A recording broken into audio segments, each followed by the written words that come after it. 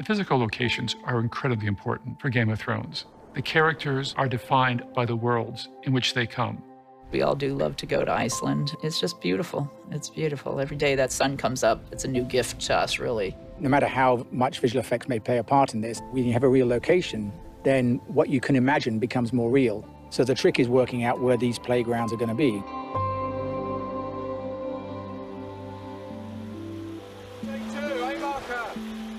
Every year is nice to come back and then you read it and you go, oh my God, really?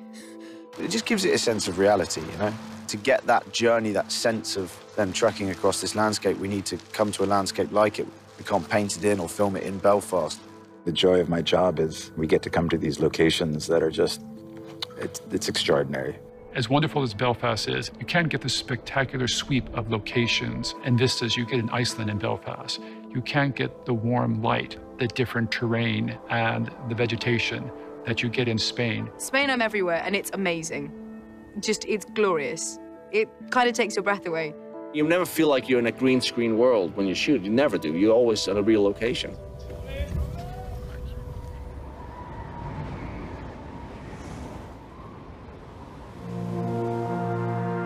I remember when Chris showed me a picture from Iceland when I first came on the show, and I said, that's what we need to start doing. We need that bigger vistas. You know, that's what this show demands. Iceland's always been north of the wall since season 2, and I think you'll find landscapes like this wouldn't have been imagined for map paintings unless we'd come. It's very challenging to shoot in Iceland. You know, it can be very cold, and that's hard. Guys are pulling focus with their freezing fingers. I don't know how they do it. Light is the given. That's the non-changing thing. It'll always be less light in the winter here. You are on the set and waiting for the sun to rise. Once it rises, you only have about 5 hours to shoot, and so we just haul ass and try to shoot as fast as we can.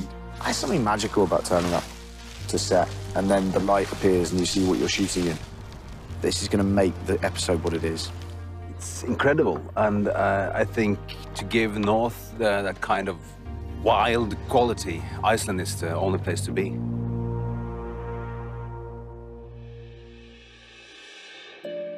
When we left Spain last year, we weren't even sure that we were coming back because we weren't sure where the season was going. So it was quite exciting when the outlines came up that actually we were going to have to look for a lot of this stuff in Spain again. The great thing about Spain is that there's so many different looks within one country. It has, you know, from green, lush land like this to Moorish architecture to other traditional architecture that we can get King's Landing here as well. So Spain as a country has a massive diversity of locations. Coming to this location, it could have been any number of countries. Something kind of ancient and epic about it. It's an amazing place to come. I really enjoy shooting in Spain. There's like locations that you almost can't believe are just here. They're so beautiful that you're like, oh, someone built this for the show. And it's not, this is just there. If you believe the worlds in which people are living and we're actually filming, you believe more about the stories and about the characters. It's just such a major factor in why this show has worked. And I'm stunned every time I come onto a new set. And each year we get spoiled and spoiled and spoiled, and I'm very, very, very lucky in what I get to do, and Spain makes it feel like a holiday. This is not a bad place to work, is it? This is like an amazing way to spend a day of work. This is our 3rd year shooting here. It gets better every year. And the locations just, I mean, you know, I live in New York City. This is breathtaking.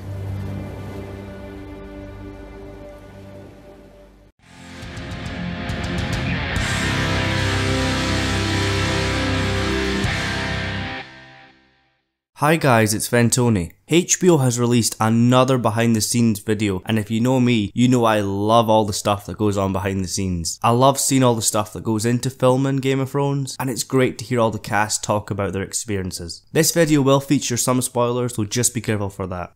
The video is basically cast and crew talking about the locations that they film in, such as Spain and Iceland. Spain is used quite a lot for several different locations in Game of Thrones, such as King's Landing, and Iceland is obviously used for Beyond the Wall, and we've spent a lot of time over there, and in Season 7, we're going back beyond the wall. We have gotten some screenshots off the video, and they're quite interesting. You've got Tormund sitting down in Iceland with rope on his back. Obviously Tormund's going beyond the wall with Jon, so he might need that rope. We do get some wide shots and some obscure images of some of the cast that have went with Jon Snow beyond the wall, but obviously HBO is trying to hide their faces so you don't know exactly who's going with them, but it's going to be great to find out who they are. And the White Mission beyond the wall is something I'm dying to see. At first I wasn't very keen on it, but after the trailer it's become my #1 story. I can't wait to see what happens. Of course there is some green screen involved in Game of Thrones, and you see Peter Dinklage looking up into the sky at green screen. You've got to think this is the dragons. Season 7 is going to be massive, and there's going to be a huge battle between Daenerys and the Lannisters. This battle is being dubbed the Field of Fire 2.0. It's getting shown in a lot of promotional material and in the trailer, so it must be a massive part of the season. It looks like Jaime Lannister and Daenerys Targaryen are both on the battle, but we don't know exactly how the battle's going to go just yet. We do get an image of the sun with smoke rising from the ground. You know what this means, folks. The dragons are there, and the Lannisters don't stand a chance against them. Recently HBO announced that they've set a record for the number of people that were set on fire during Season 7, and this Field of Fire 2.0 has got to be where that happens. We get a really good look at the Dragonpit in King's Landing. Jerome Flynn, who plays Bronn, has done an interview in the pit, and it seems like Bronn is going to be involved in this scene. This is going to be really interesting, as it's also rumoured that Tyrion and Jaime will be there. And you know the relationship between Bronn and the Lannister brothers is great, but which brother is he going to side with? The one that pays the most? Or is that just really a front, and he really cares about both of them? We do get more of Daenerys at Dragonstone, and that was heavily featured in the trailer. This is definitely from the first episode. We get an image of Daenerys, Missandei, Grey Worm and Varys walking, but we're not exactly sure where this is about. It could be Dragonstone, it could be later on in the season at the pit. The cast members could not tell us enough how much they loved filming in these locations, and you can see from their reactions and their expressions that it must be the greatest job in the world. Just look at Grey Worm at the end. That sums up this entire series. I love these behind the scenes stuff, and I hope we get more. I do wish though that we got more behind the scenes with other characters. I know there's not many characters left as of Season 7, and the promotional material is heavily focused on Jon, Daenerys and Cersei, even though Cersei's not in this one, but I would have loved to see more characters, such as the Hound. There is obviously storylines that they're trying to keep a bit more under wraps, and there's certain characters that they're not showing, such as Jorah Mormont. We have got the Night King poster, but I wish we got more Night King material. Remember back to them HBO trailers that everyone was going, I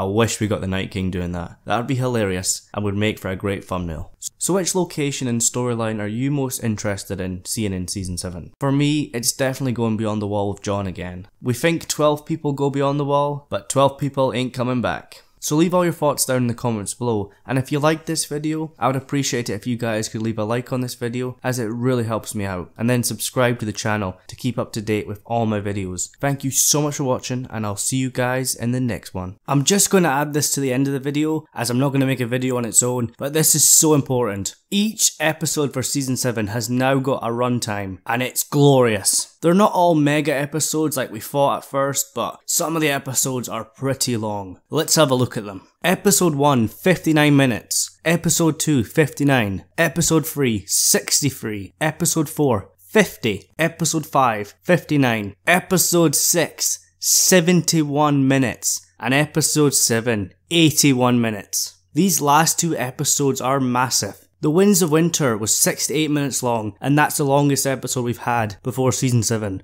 And now Season 7, Episode 7 is a whole 13 minutes longer than the previous longest episode. Together that adds up to 7 hours and 20 minutes. And that's with 3 less episodes, and the average season is 9 hours and 15 minutes long. So really, we're losing 2 hours, but that's with 3 episodes less. That's not bad. Episode 4 is pretty short, but the other 6 are pretty good, especially 6 and 7. I can't wait for them ones. Even though it's not a full 10 episode season, we're still getting over 7 hours of Game of Thrones, and from all the interviews, trailers, breakdowns, all that sort of stuff, we can safely say Season 7 is going to be amazing, and I hope it's the best season yet.